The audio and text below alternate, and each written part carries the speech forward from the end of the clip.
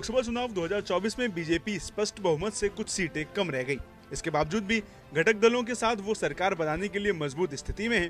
अपने तीसरे कार्यकाल के लिए तैयार प्रधानमंत्री नरेंद्र मोदी एनडीए संसदीय दल के नेता भी चुन लिए गए हैं, लेकिन बीजेपी के बहुमत में न होने के चलते एनडीए के घटक दलों से बीजेपी को काफी समझौते करने पड़ सकते हैं।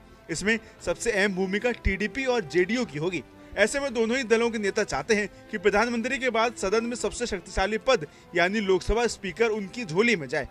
इसी के साथ सूत्रों का कहना है कि स्पीकर का पद दोनों ही दल अपने अपने कोटे में रखने की मांग कर रहे हैं। हालांकि अभी तक इस बारे में दोनों दलों की तरफ से खुलकर कोई बात सामने नहीं आई है, लेकिन खबर है कि बीजेपी किसी भी सूरत में किसी दूसरे दल के व्यक्ति को इस पद पर नहीं बैठाना चाहेगी। ऐसा इसलिए क्योंकि लोकसभा स्पीकर का पद काफी महत्वपूर्ण होता है। वहीं अगर लोकसभा स्पीकर के अधिकारों की बात की जाए तो स्पीकर ही संसद के सदस्यों की बैठक में चर्चा का एजेंडा तय करता है और सदन में अनुशासन सुनिश्चित करता है। सांसदों के अनियंत्रित व्यवहार के लिए भी उसे दंडित कर सकता है। स्पीकर दल बदल के आधार पर किसी सांसद को सदन से अयोग्य भी घोषित कर सकता है।